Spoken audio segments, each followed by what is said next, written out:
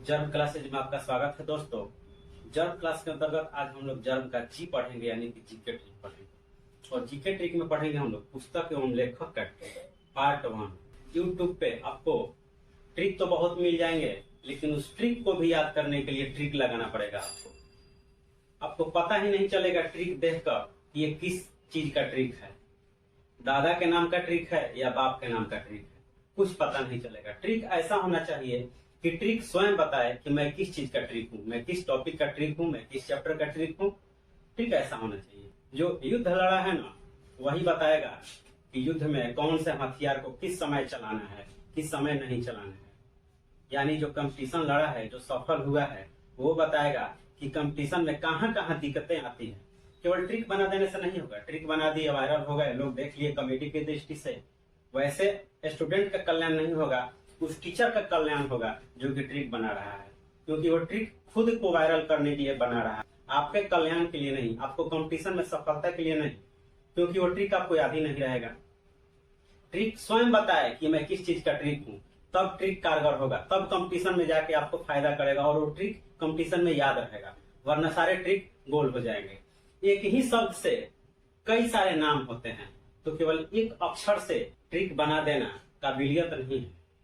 जो सफल हुआ है वो जो ट्रिक बनाएगा, उसको पता है कि कहाँ कहाँ दिक्कतें आती है कंपटीशन में, इसलिए हमको कैसा ट्रिक चाहिए, वो वैसा ही ट्रिक बनाएगा। तो यहाँ आपको जर्म क्लासेस के अंतर्गत उसी तरह का ट्रिक बताया जाएगा, जो कि आपको अलग से ट्रिक नहीं लगाना पड़ेगा ट्रिक याद करने के लिए। और जहां तक कॉमेडी का सवाल, हल्का फुल्का टीचर कॉमेडी कर सकता है। अब यह नहीं कि कॉमेडी करना ही और अपने आप को वायरल करना ही उसका एम बन जाए, उसका लक्ष्य बन जाए। आपके कल्याण से उसको कोई मतलब नहीं है। आपको कितना फायदा पहुंचाएगा ये कंपटीशन में, पहुंचाएगा भी कि नहीं पहुंचाएगा, उससे उसको कोई लेना देना नहीं। मुझे नहीं लगता है कि रामायण और महाभारत काल में किसी भी गुरु को अपने शिष्य को ज्ञान देने के लिए कॉमेडी करना पड़ा हो, या उछल कूद करना पड़ा हो, या डांस करना पड़ा हो, जबकि उस समय भी बड़े बड़े महारथी हुए थे। तो सत्य यही है कि स्टूडेंट को समझाने के लिए कॉमेडी, उछल कूद, डांस करना जरूरी नहीं है। पढ़ाई एक सीरियस चीज होती है, सीरियस पढ़ाई पढ़ो तभी जाके सफल होगे, और नहीं तो कॉमेडी देखते रहो। कॉमेडी देखते देखते आपकी खुद की जिंदगी कॉमेडी बन जाएगी। जर्म क्लासेस के अंतर्गत जो भी ट्रिक बताए जाएंगे वो वायरल होने के लिए नहीं बनाया गया है, खुद को सफल होने के लिए बनाया गया है, और ये 100% कारगर है। हाँ, क्लासरूम में टीचर कॉमेडी कर सकता है, हल्का फुल्का कर सकता है स्टूडेंट का माइंड फ्रेश करने के लिए, लेकिन टीचर की गरिमा को ध्यान में रखते हुए, अपने दायरे में रखते हुए। ये नहीं कि टीचर की गरिमा को भूल जाएं हम। शिक्षक कौन सा पद है, शिक्षक की गरिमा क्या है, शिक्षक के गुण क्या है, ये सब को ताक पे रख के और अपने आप को हम कॉमेडियन के रूप में शो करें, अपने आप को डांसर के रूप में प्रस्तुत करें, तो ये तो आप ही समझिए कि वो क्यों कर रहा है। तो चलिए देखते हैं जर्म क्लासेस के अंतर्गत पुस्तक एवं लेखक के पार्ट 1 में किस तरह के ट्रिक हैं, इनको कैसे याद करेंगे और किस तरह का पुस्तक है, किस तरह का लेखक है। तो ये रहा पार्ट 1 का कुछ पुस्तक और लेखक का ट्रिक। चलिए इसको समझते हैं कि कौन सा पुस्तक है, कौन सा लेखक है, कैसे हम याद करेंगे। देखिए, नीरजा, यामा और निहारिका ने दीपशिखा जलाकर, संध्या गीत गाकर, अतीत के चलचित्र चलाकर स्मृति की रेखाएं खींची, जिसे महादेवी वर्मा ने देखी। यानी कि नीरजा, यामा, निहारिका, दीपशिखा, संध्या गीत, अतीत के चलचित्र, स्मृति की रेखाएं तो महादेवी वर्मा ने लिखी है।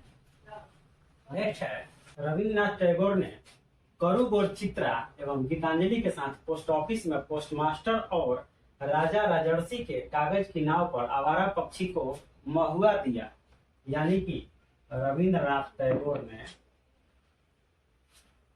करु से करुणा, गोर से गोरा और चित्रा से Chitra, Gitanjali, post office, postmaster, Raja Rajarshi, कागज की नाव, आवारा पक्षी और महुआ की रचनाएं रविन्द्रनाथ टैगोर ने की है।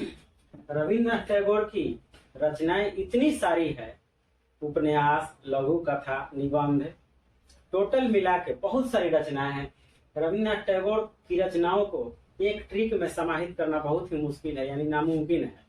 इसलिए रविन्द्रनाथ टैगोर को अलग से पढ़ना है तो उनकी रचनाओं को टोटल इकट्ठा करके उसको आपको याद करना पड़ेगा। फिलहाल हमने कुछ इंपॉर्टेंट पुस्तकों को ट्रिक में सजाने की कोशिश की है, उसको आप याद कर लें। नेक्स्ट है सुमित्रा नंदन पंत के स्वर्णाधुली में चिदम्बरा, ज्योत्सना और वीणा ने चांदनी और काले बादल को देखकर युगवाणी का गुंजन किया।